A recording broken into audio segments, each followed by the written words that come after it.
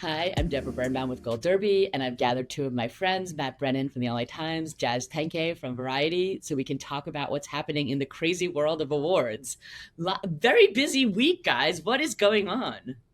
It's only Wednesday, It too, is by the only way. it is only Wednesday. I'm afraid of what's going to happen tomorrow.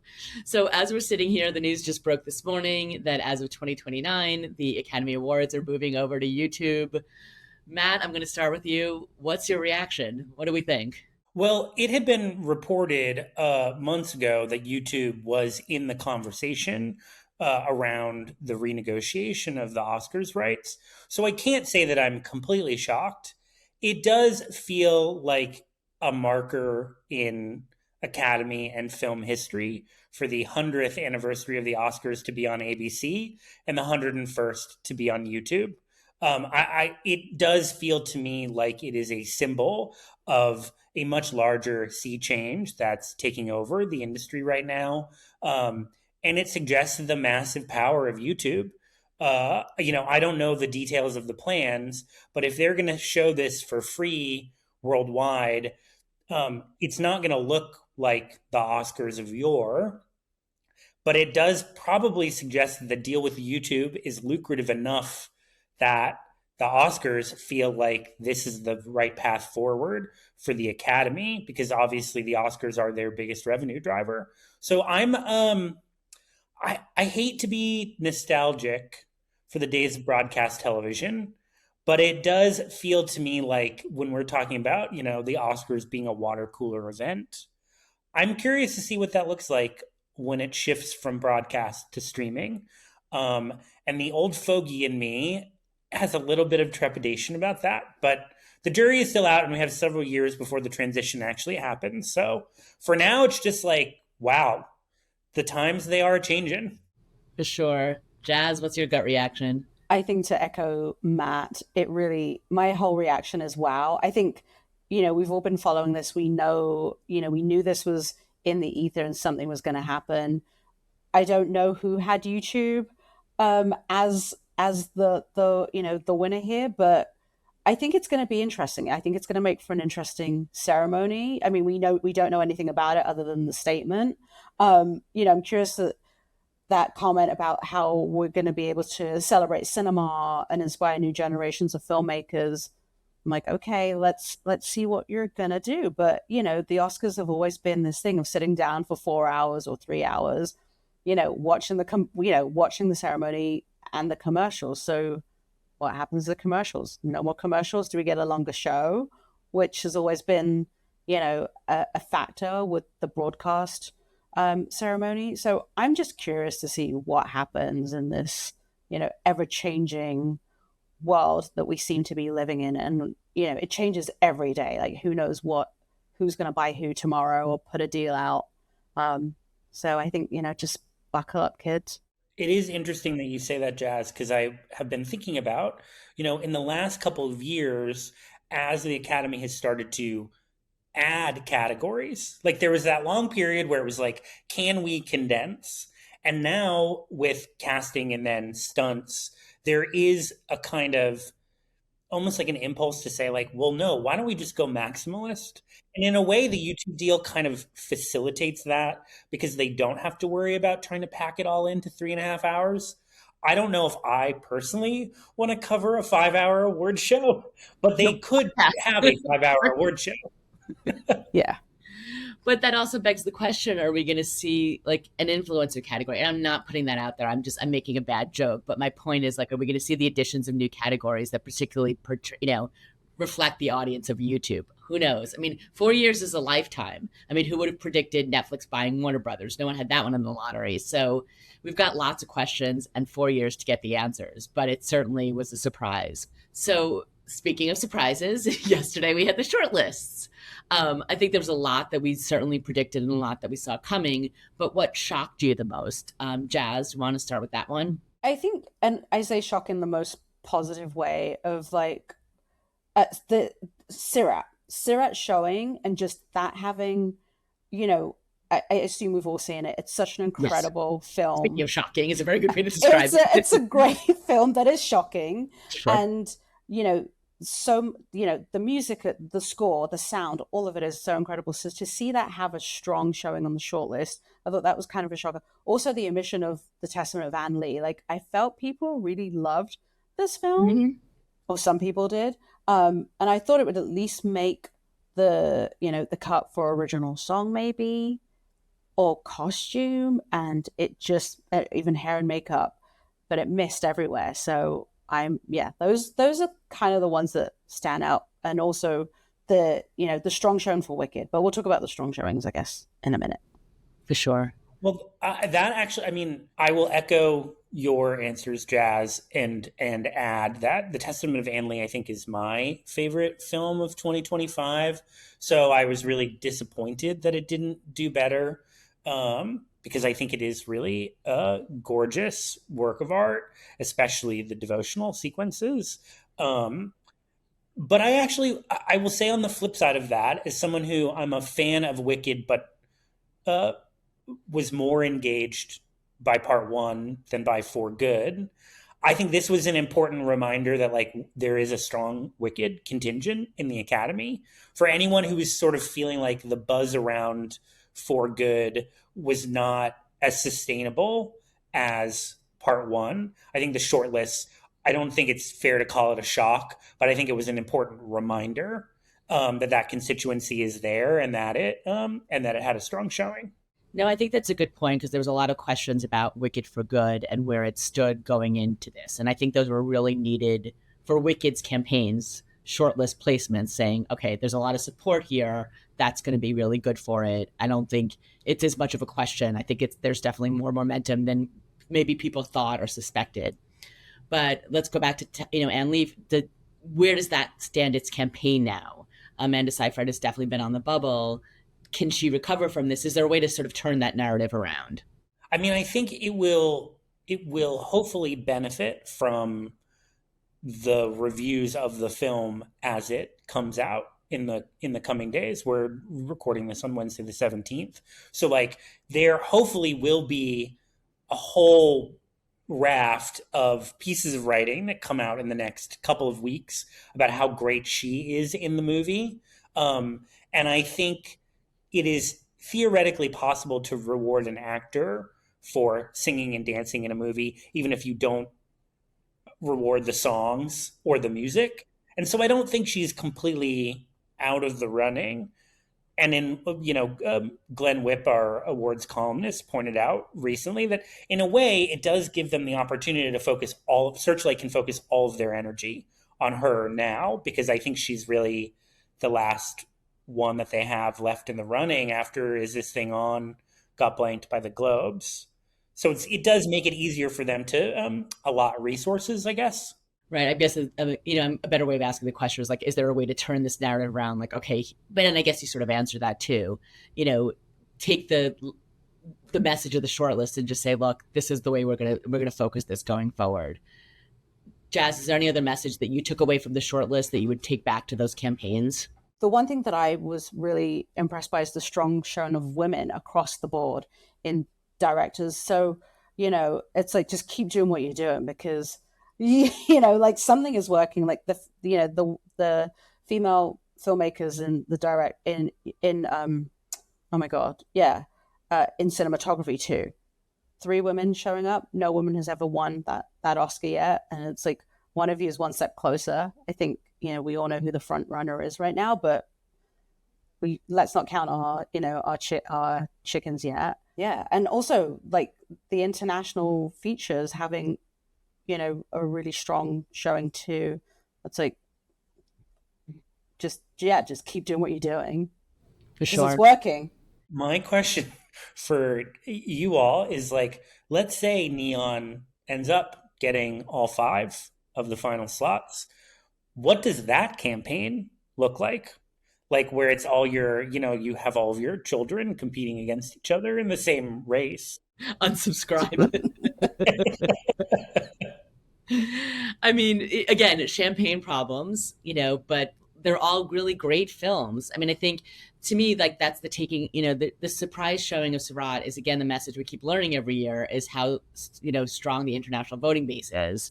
And clearly they're really responding to Surratt in a way that I think none of us really had a pulse on. And so I think it's a good message for us going into this nomination round. And so we'll see what happens when it comes, narrowing down that list of international features. It may end up with 5 Neon titles. Which would be a first in that in that category. I will say the one thing that, just thinking about, somebody that missed, weapons missing for makeup. It's like, I know, Amy, like shocking. It's like Amy Madigan has been like, she's been out there, she's been campaigning, Gladys is, so much of Gladys is that makeup. And it's like, wait a minute. So she gets in and makeup is not going to get in. How did that happen? What?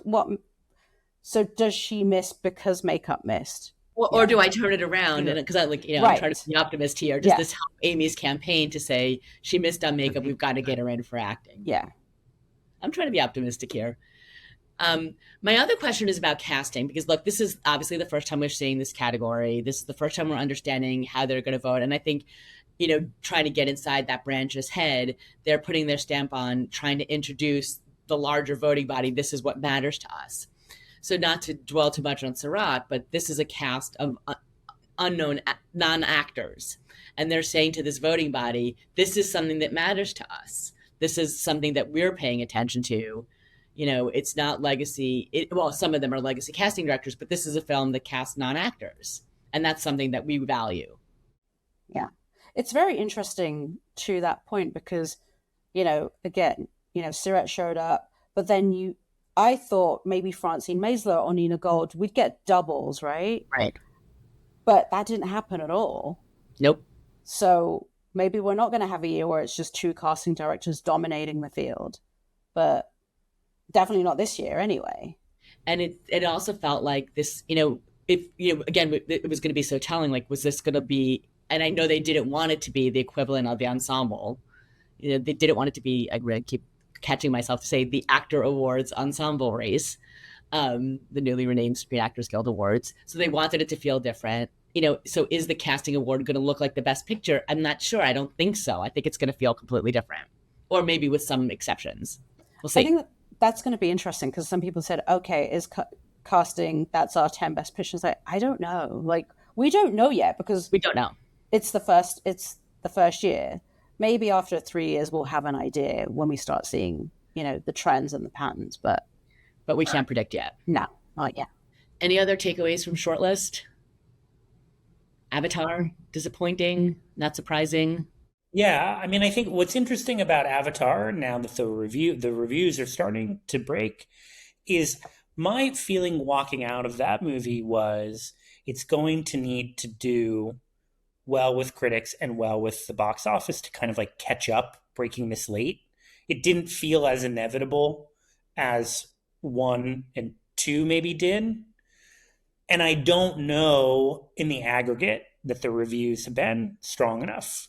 They haven't been bad, but I think that they would have needed to be really effusive in order to grab people by the scruff of the neck and say, you really need to pay attention to this movie. The other question that I have is kind of like, is there any room for growth for Marty Supreme? Like, I don't think if the movie flops that it takes Timothy out of the running.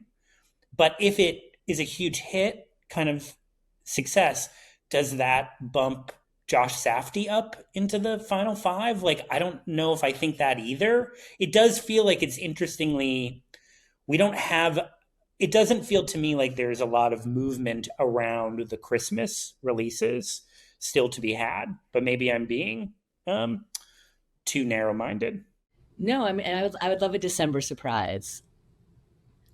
Just, again, giving us something to write about because the inevitability gets boring. And I think, something that sort of shakes things up would be good. So that's a good transition to just talk about the best picture race, because I feel like it's felt, okay, we know who's at the top of the heap. It's one battle. It's Sinners. I'm pausing just to make sure no one disagrees with me. 100% agree. No, we're good. We're good. Yep. Debra and I love. Sorry, I was going to say Debra and I love Hamnet. Exactly. So we're going to advocate for Hamnet. I know there are people out there who have feelings about it that disagree with us. I don't know, Matt, where you stand on Hamnet, but I love Hamnet. And I think every time I recommend it to someone, it starts with, well, I cried through the last 45 minutes. And then I have to be like, but it's actually, don't let that scare you. right. I think it's okay to Yeah. cry. I think it's a beautifully made movie and it's Yeah. okay to cry. And why is that a bad thing? Anyway, moving on. So Sinners won Battle, Hamnet, Sentimental Value, Marty Supreme. I think that's a solid top five. I think it's the bottom five where things get a little squirrely. And I think that there's a question of how many sequels get in there, how many international features get in there. And I'm starting to feel like we're going to see a lot of international features get in there. So who would you put in those last five slots? Jazz, what have you got on your list? I really love It Was Just an Accident, and I wonder, like, because I thought that would maybe show up in the shortlist. And it's a question of like how many international features, as you say, get in. So I think the bottom five would be Frankenstein, Train Dreams, Secret Agent, It Was Just an Accident, and Wicked for Good. Get those. That's where I am at this very precise moment in time. Again, because I'm like Wednesday, December 17th at 2 p.m. Exactly, because at 11 it could have been no other choice. Like I think that's probably what my bottom five would be right now. I'm in broad agreement with that. I think Wicked for Good, which I was starting to question, I feel now more confident about. Because of the shortlist. Because of the shortlist. That just suggests to me that it has strength through the different disciplines. I don't know that helps, for example, Cynthia Erivo, who has felt kind of on the bubble this cycle and hasn't necessarily had like a moment that made me feel confident in her the way that I now feel more confident that it will be in the best picture race. And I agree on It Was Just an Accident. I think that the goodwill for Panahi will bring that into picture and bring him into director. That is one that's interesting to go back to the casting conversation where like I think the casting in that movie is brilliant. And it is interesting to think about, like, as Jazz said, I think I need more samples, like a larger sample size to know, like, was that hurt because the cast is relatively small? Like what, but I think the casting in that movie is brilliant. I do have this feeling that the shortlist performance, I am starting to think that Surratt could be like Drive My Car. Like I think it could be the big. I mean, maybe it won't be a surprise on the day anymore because of how it has performed in the shortlist. But I think that that's the one where people will be like, "Oh, that made the final 10." And it gets a whole new kind of life. And the more people see that movie, especially see it on a big screen, the more they're going to be motivated to vote for it. So like even the shortlist bump, I think now makes me think like, ooh, more people are going to say, I have to prioritize that. And when they see it, they're going to be like, oh, holy, I don't know if I can curse on Gold Derby, but holy. You can curse on Gold Derby. We're safe space. The other one that I agree with Jazz on is Train Dreams.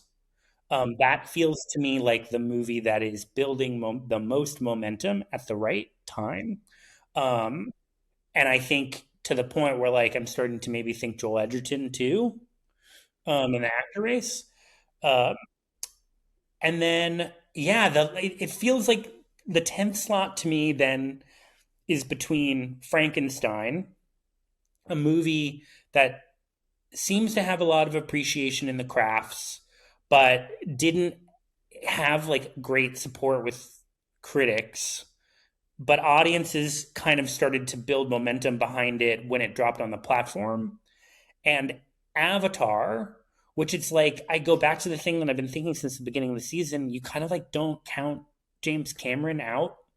So like, I'm like reluctant to say that doesn't get in.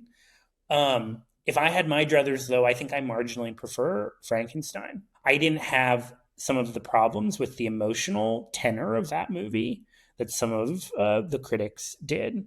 And I do think that Guillermo's a great campaigner. Like, he does a lot of events, he does a lot of press. Everyone else in the industry really likes him. He's a passionate filmmaker. Like, all these things, if you're down to kind of like who's on the bubble, those are where those things really end up mattering, right? Because shifting a few votes is going to matter the most when you're talking about 8, 9, and 10. I think you're both hitting on a lot of things. I mean, I think it's like, we said, it's going to be a question of how many international features get in there.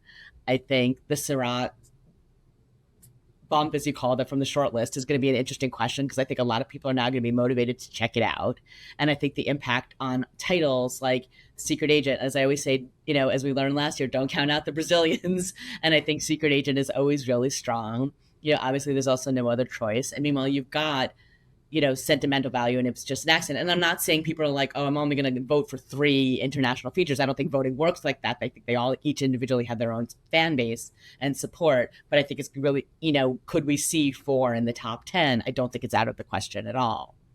But I love seeing the support for a film like Train Dreams, which started so small and is really just gaining momentum at this point in the campaign and feels unassailable. I think we're seeing, I don't want to call it negative campaigning, but films just sort of like, you're hearing that sort of like those whispers. And I don't think there's anything like that happening for Train Dreams at all. I think it's all positive and people love it, and everyone's talking about just, again, Joel's performance and Adolfo in cinematography. So I just think all of that is going to help propel its campaign. So lots to talk about. All right, so let's move on to director. Again, I think this is a PTA coronation, unless you guys disagree. I think so. I think it's Paul PTA. Yeah, it's hard to see how he would. I'm having a hard time even imagining a path that would not end up with him winning. I think narratives become so important, and I think that narrative is just, again, and One Battle is, an incredible film. That's not to say that like this is undeserved in any stretch at all. But I think combined with that, he made a brilliant film that's well received by critics and audiences. He, hasn't won. There's your path. Yeah. And I think, to your point, he's got so much support from his peers. Steven Spielberg did that Q&A with PTA, and it was like, he sealed it. He said, I've seen it 3 times. PTA, this is his best movie ever. And it is. He hasn't won, and it's a great film, and people really respect him. But, let's also not forget what Ryan Coogler did with Sinners. And I think, it's going to be very close, but, I think PTA gets it. So I think, Neon may have their headaches with international feature, but I think Warner Brothers has a Sinners and, again, champagne problems. But they've got 2 strong films in One Battle and Sinners. So who fills it out? So we've got obviously Ryan in there, Chloe, I think Jafar Panahi feels good in there, and Joachim Trier. Does that feel like our 5? I think so, right? Yeah. I mean, that's why I asked earlier, like, let's say Marty Supreme is a huge time hit. Could Josh knock out Joachim? I love sentimental value, but I do feel like there's less enthusiasm kind of broadly than I bring to it. And so I think about what could change in that race. The one that doesn't yet kind of have a narrative beyond its lead actor is Marty. So, like, if it did really well, does Josh get credit for that? I guess maybe the way of asking the question is there anyone that you all think could knock out that 5th slot and take it from, let's say it's Trier, take it from Trier? I would say Del Toro. Like, to your point earlier, Matt, about like Del Toro, he has been out there. He's been campaigning. He is beloved. And let's just go back to Nightmare Alley that year.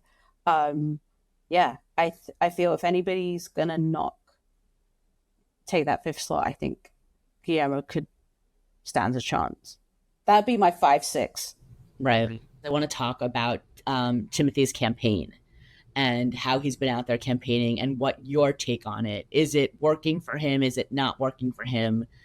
It's very much in character and in keeping with the film. Is it resonating, and will it resonate with voters? What's your take on him?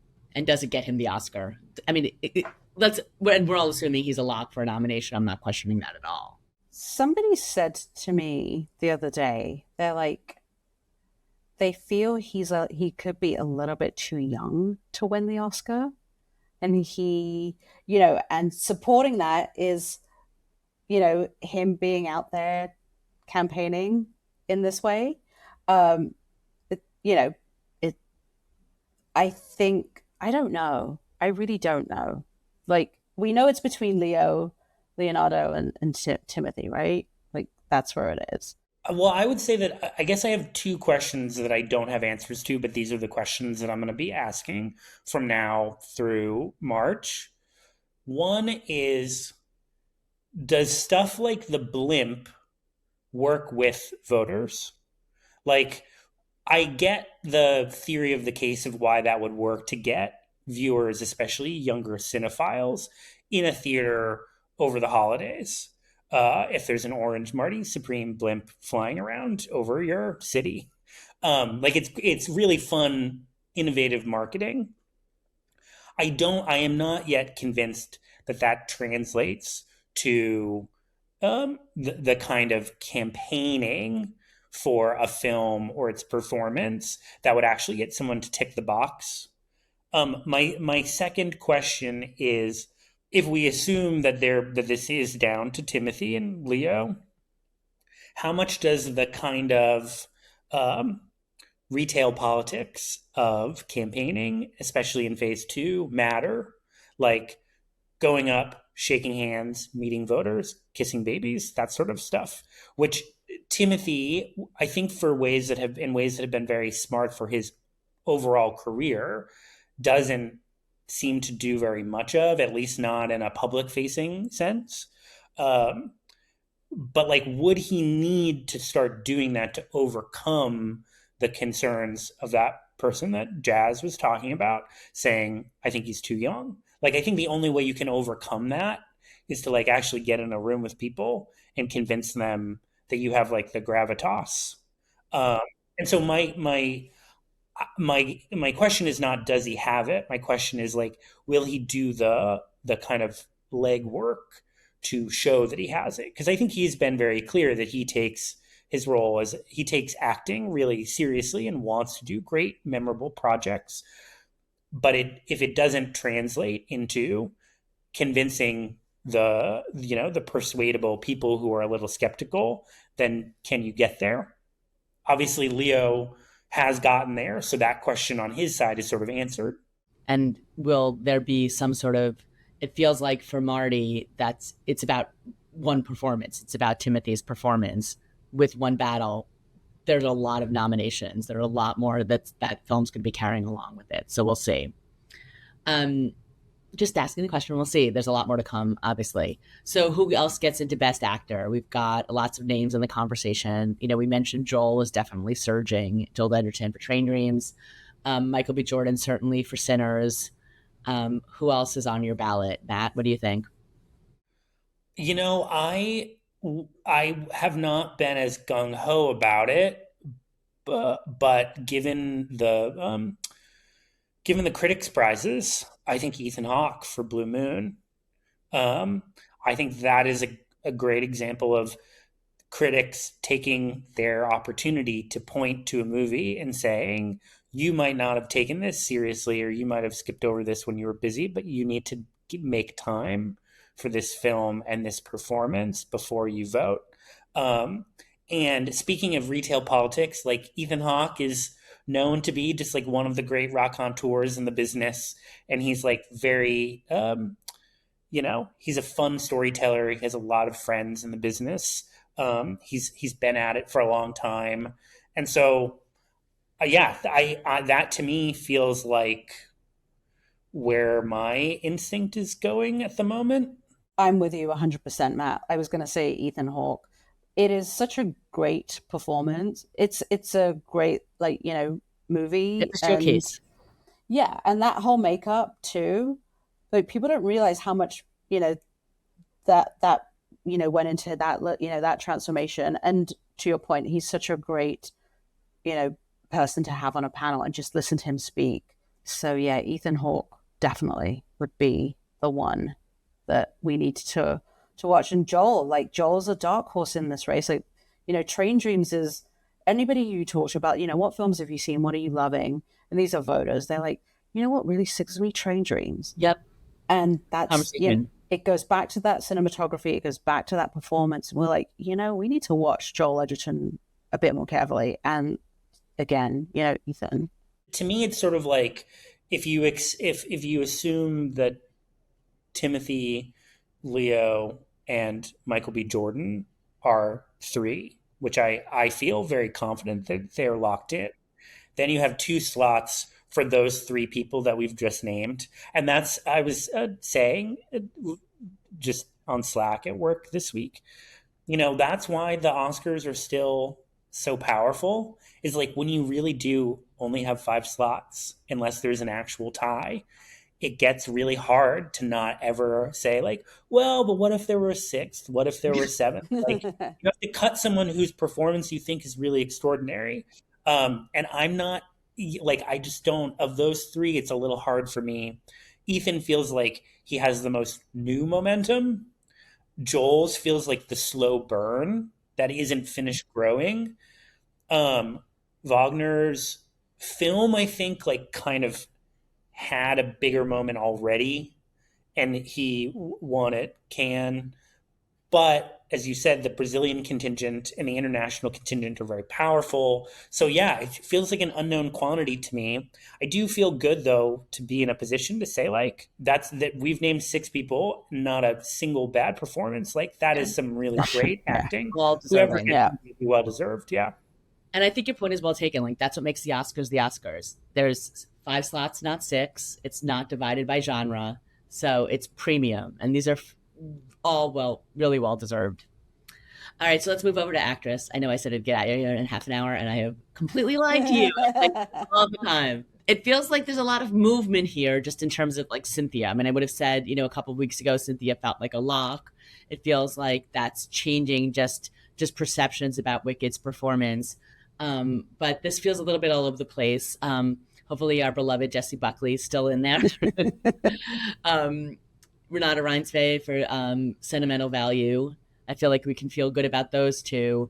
And certainly Rose Byrne, all those critics awards, like, it's your same token as you were saying before. The critics are saying you've got to pay attention to this performance. That definitely puts her on the map for voters. So who else fills out that ballot? Chase Infinity, again, it goes back to the one battle after another, right? Like that's got such a strong cast. I think Chase Infinity maybe rounds it out. And then like, this is where that number 5 slot is, is it Emma Stone? Let's not forget, Emma Stone is absolutely beloved. And, people who love, they love her performance in Begonia. Kate Hudson also is really interesting. She is incredible in Songs on Blue. Again, this film has not been released yet, but, Amy Vincent making cinematography, that shortlist was really, I found that was like, maybe we need to look here. I really, again, like I don't know. So I would say, but I'm just going to go with Chase, Emma, and then I'm going to take the gamble with, that's it. That's 5. I can't count.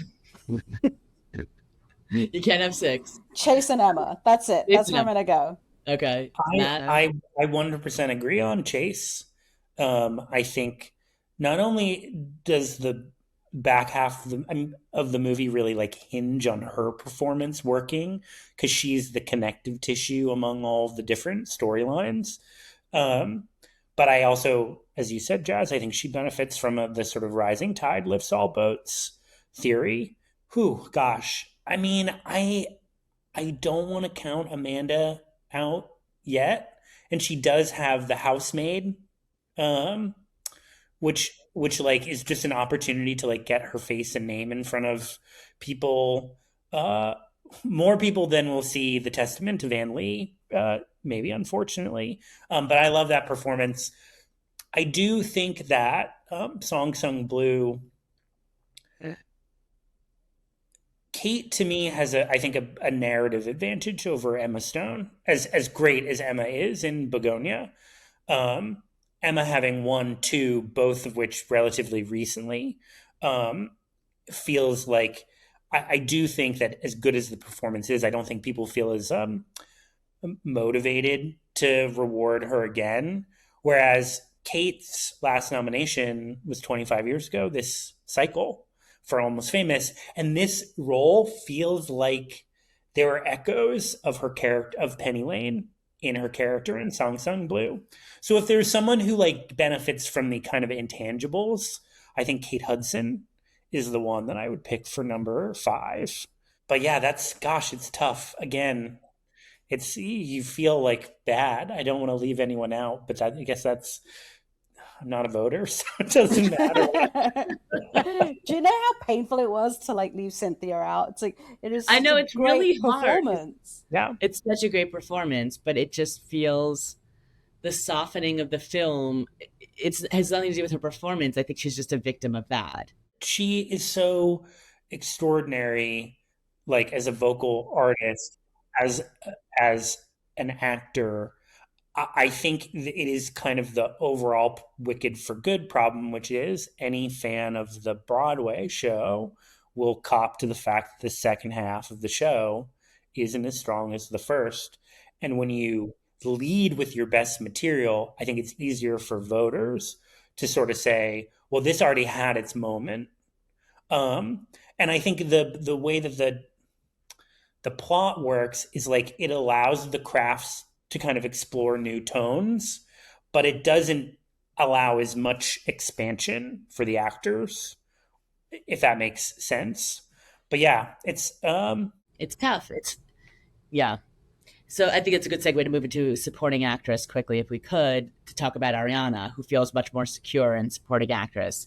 Not going to have the category fraud conversation, simply to say like that's the category she is in, even though the movie is largely about her. That being said, she gives a great performance in the film, and so I feel like she's solidly in that race.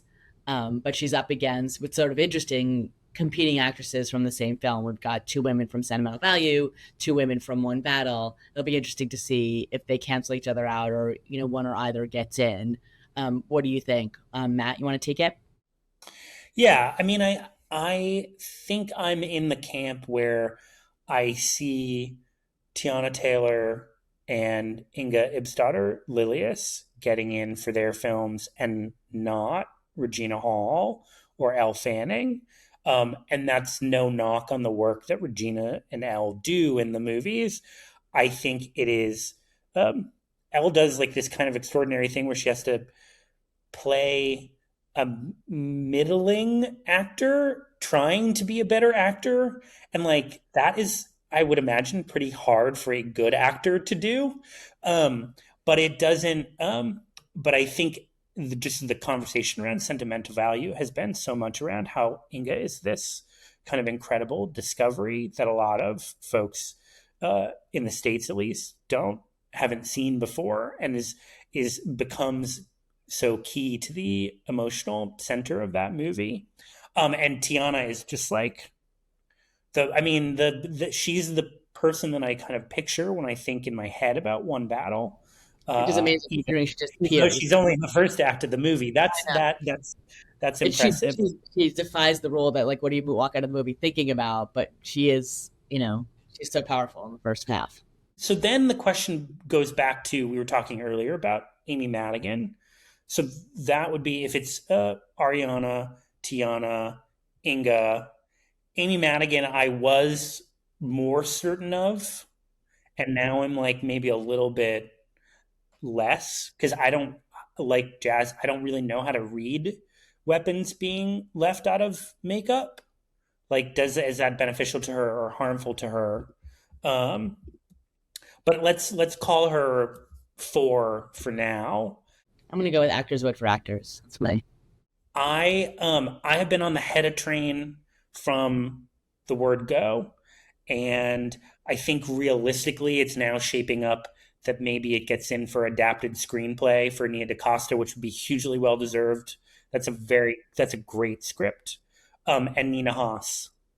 I think she also benefits from the strength of the international voting contingent that we've been talking about, and she's just has immense respect in the industry for all of the work that she's done. And this is like a great, fun, kind of like sexy, messy performance like you've never seen her do before. So those are Amy and Nina would round out my top five.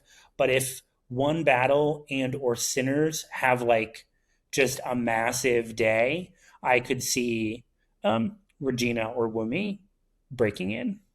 Matt, your top five is my dream top five. Like Nina Hoss. We don't talk about Hedda enough. Like what Nia did with that, Ibsen play that's so iconic and just flip it on its head and, make Nina this incredible character. I loved it. So yes, that would be my dream top five. I think I would have Amy at number 4 because I think, I don't know, like there's a lot of love for her.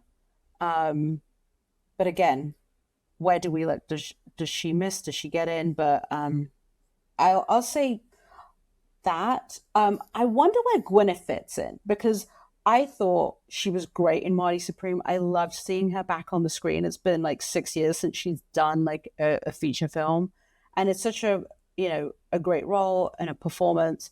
So I don't know if she makes number 5. I would say that as rounding out the top 5 of supporting. But again, we've got Sinners. We've got, One Battle. There's also Emily Blunt in Smashing Machine. So I don't know. But I think I'd put Gwyneth right now. All right, so let's move on to supporting actor. So back to sentimental value. And I think, again, one of the things we always talk about is how many films can voters watch? And I think sentimental value is going to be one of those films where it checks a lot of boxes. And certainly Stellan is going to be at the top of everyone's ballot just because long-standing career, international vote, that feels not arguable. Sean Penn for One Battle, from the moment he comes on screen, he literally grabs your attention. I'm on Team Sensei here, Benicio for One Battle. I mean, I think there's room for both. This is a category where I think both Benicio and Sean can get in. Different performances, both well-known, both well-loved within the Academy. So that's my vote. I got to go with my beloved Paul for Hamnet, but I don't know what you think. And then we've got the 5th slot. There's lots of people in the conversation. There's Jacob Elordi. There's Adam Sandler. Oh, we haven't talked about Jay Kelly yet. Certainly a disappointment on the shortlists. Does that impact Jay Kelly in your, Adam Sandler's chances, or is that performance the thing that's going to break out? So what does your supporting actor slate look like? Matt, you want to take that one? Yeah, I mean, I will say from the beginning, I was surprised at how much buzz Sandler was getting, because it didn't feel like there was a lot of meat on the bones there. I don't want to say that I don't think he gives a good performance, but there's not like a big moment for his character that like has stuck with me that I often associate with a supporting actor contender. Sean Penn in One Battle is basically all moments like that. Benicio has been like immortalized on social media. So my 5th slot right now is Elordi over Sandler. And my answer to your question about Jay Kelly is it feels like it's kind of sinking like a stone, which is, not even necessarily a knock on like my feelings about the movie, but it hasn't gotten any of the big things that it would have needed to get so far to feel like it was squarely in the top 5 and not kind of hovering around the margins in some of these categories like lead actor or supporting actor. But I agree with the other. I think Stellan, Sean, Paul, and Benicio would be 4, and then Jacob Elordi would be the 5th.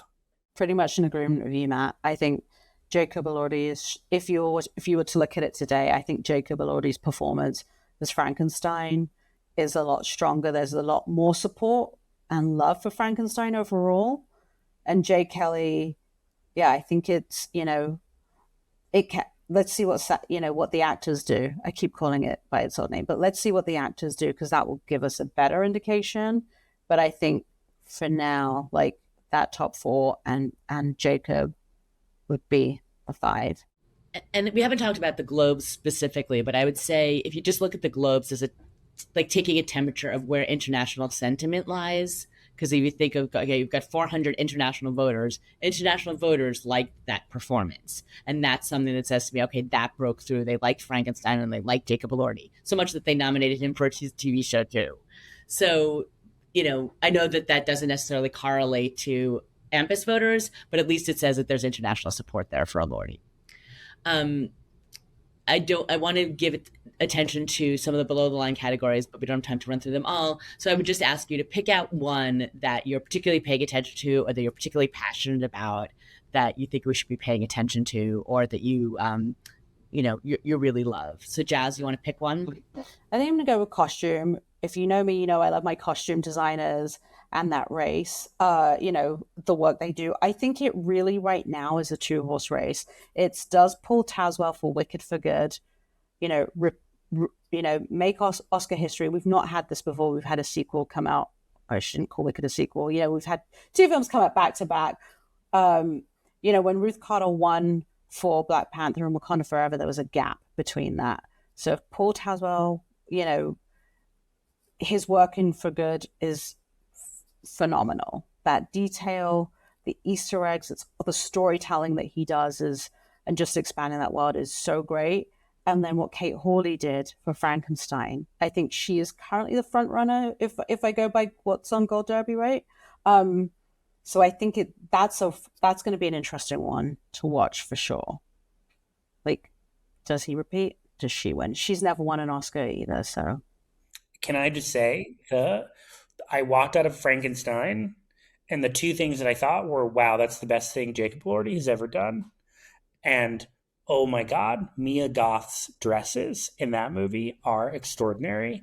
Yeah, and so I do think that Kate will give Paul a run for his money this time around. Mm-hmm, for sure. All right, Matt, what race are you looking at?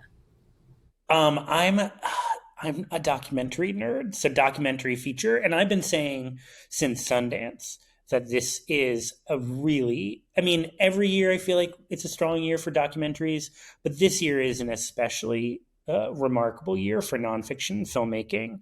And I think in particular, I think about the way in which we're living in a world where truth is under attack. And so to have nonfiction films shortlisted, like The Alabama Solution or Apocalypse in the Tropics or Cover Up or The Perfect Neighbor, or My Undesirable Friends, all of which are sort of like journalism or journalism adjacent, just means a lot to me personally. Like, I think it's really exciting that films like that are in the conversation, because it's an opportunity. The Oscars are an opportunity to talk about them. I don't mean to say that I only want to see kind of like hard-hitting investigative journalism in the final 5. I also loved Seeds and Folk Tales. But I do think that those kind of like, we're in this moment where super topical and hard-hitting documentaries do feel like they're kind of taking the temperature of the culture that we're living in. And so I guess what I'll be looking for is to, see which ones, if that's an accurate assessment, and which ones in an absolutely stacked, like you really can't go wrong with any of the movies on that short list. And so it will be interesting to see what the final 5 are. But yeah, it's just a lot of great movies to watch. You're spoiled for choice. All right. Thank you both. I really appreciate your time. Love talking all things Oscars with both of you. And talk to you soon. Thank you. If anyone's placing bets based on having watched this, I would apologize. I would go with what Jazz predicted. No. Don't go with what I say. Best of luck to you. Debra wins every time, so Debra's the one to listen to. And again, This is as of oh my God, February 17th, December 17th. This is as of December 17th, and it's all going to change in a week. All right. Thanks, everyone. Thanks so much. So, have a good one.